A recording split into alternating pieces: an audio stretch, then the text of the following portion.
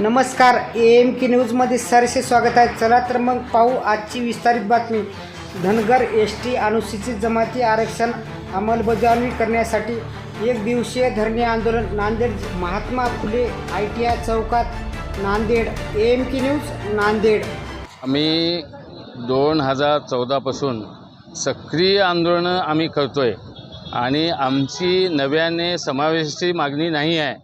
आमची जी आहे घटनेमध्ये 36व्या नंबरला धनगर हे घटनेत असतानासुद्धा काकासाहेब कालेलकरांच्या अहवालामध्ये 1956ला धनगरऐवजी धनगर त्यांनी टाकलं आणि त्या धनगर या शब्दाच्या उच्चारामुळं आमच्या समाजाचं असणारं घटनेमध्ये असणारं आरक्षण आम्हाला शासनानं आज तागायत दिलेले नाही. म्हणून आम्ही सरकारला वेळोवेळी आम्ही मोर्चे आंदोलन हे सर्व करूनसुद्धा झोपलेल्या सरकारला उठवण्याचा आम्ही खूप प्रयत्न करतो आहे, परंतु आज तागायत सरकार उठत नाही. याचं कारण आम्हाला अजून समजलेलं नाही. म्हणून येणाऱ्या विधानसभेच्या इलेक्शनमध्ये जर ह्या 2-4 दिवसामध्ये आमचा अध्यादेश अंमलबजावणीचा निघाला नसेल तर येणाऱ्या विधानसभेमध्ये आमचा समाज निश्चित यांना जागा दाखवल्याशिवाय राहणार नाही, एवढंच मी सांगू इच्छितो. मी संतोष बारसे, माजी सरपंच विष्णुपुरी.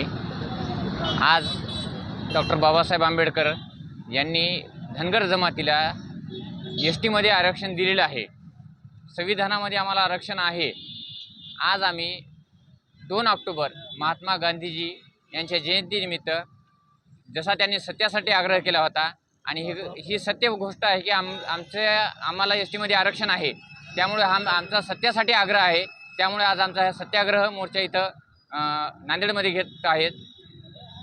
बऱ्याच वर्षापासून आमची जी मागणी आहे त्या मागणीसाठी अनेक सत्ताधारी आले, मग ते काँग्रेस असतील, राष्ट्रवादी असतील, BJP असतील, पण कुठल्याही यांनी आम्हाला आरक्षण दिलेलं नाही आजपर्यंत. यामुळे आज आमचा समाज मोठ्या प्रमाणामध्ये जागृत झालेला आहे.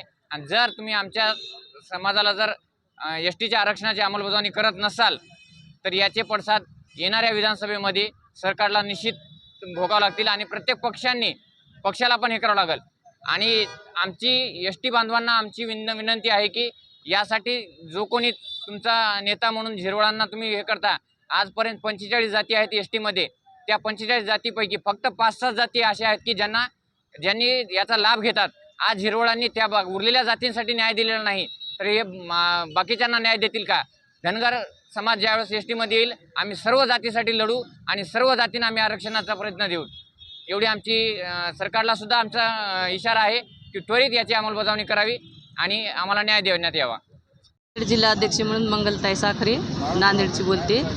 आणि आजपर्यंत आमच्या धनगर समाजाचे बरेचशा बैठकी झालेल्या आहेत आरक्षणाच्या विषयी. आणि ह्याच बाबतीमध्ये आरक्षणासाठी आमचे आजी पण जेही गेलेले आहेत आणि आमची पण संपायची वेळ आलेली आहे.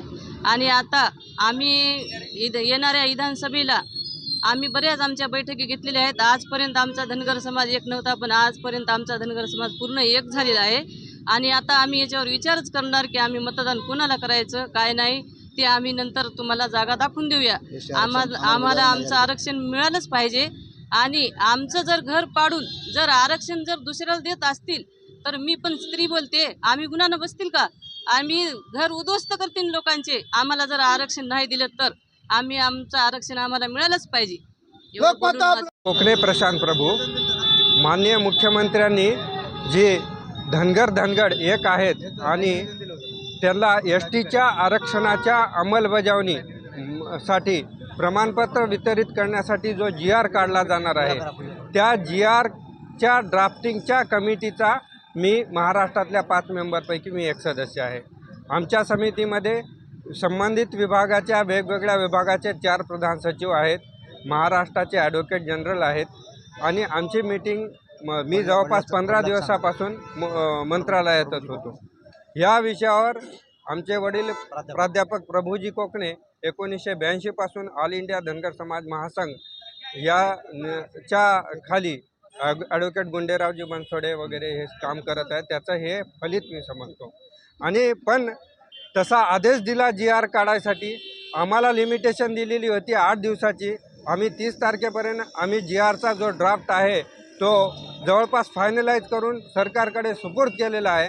नक्कीच शिंदे साहेबांकडून, माननीय देसाई साहेबांकडून आम्हाला मोठ्या प्रमाणात सहयोग, सहकार्य आणि तातडीची मदत लागलेली आहे. पण प्रशासन स्तरावर अजूनही GR निघाला नाही. आज 2 तारीख आहे आणि हा GR काढण्यासाठी ह्या प्रशासनाकडून जाणून बुजून जी काही कुचराई दिरंगाई होईल त्याचा परिणाम असं होऊ नये की अजून आमचं आरक्षण पुन्हा 5-10 वर्ष पुढे जाईल. त्यामुळं सरकारच्या पुन्हा जागृतीसाठी आणि प्रशासनाला पुन्हा कार्यान्वित करण्यासाठी हे आंदोलन आम्ही सुरू केलं. साठी अंमलबजावणीसाठी आज आम्ही इथं आयट्या कॉर्नरमध्ये आज महात्मा गांधी जयंती यांच्या औचित्यात साधून आज आम्ही हा सत्याग्रहाचा आंदोलन कार्यक्रम इथं ठेवण्यात आलेले आहे. आमचं एकच मागणी आहे की आमचा धनगर समाज आरक्षणापासून खूप दिवसापासून वंचित आहे. जेणेकरून आज 75 वर्ष झालं आमच्या समाजापासून कोणतीही सत्ता येऊ ना, ह्या काँग्रेसची सत्ता येऊ, भाजपची सत्ता येऊ, तरी आम्हाला आमचं आरक्षण घोंगड्यातच ठेवलेले आहे. म्हणून आमचं एकच आहे या सरकारला की फडणवीस सरकारने आम्हाला कॅबिनेटमध्ये पहिल्या कॅबिनेटमध्ये आरक्षण देतो म्हणून बारामतीला आमचे बांधव उपोषणला बसले होते.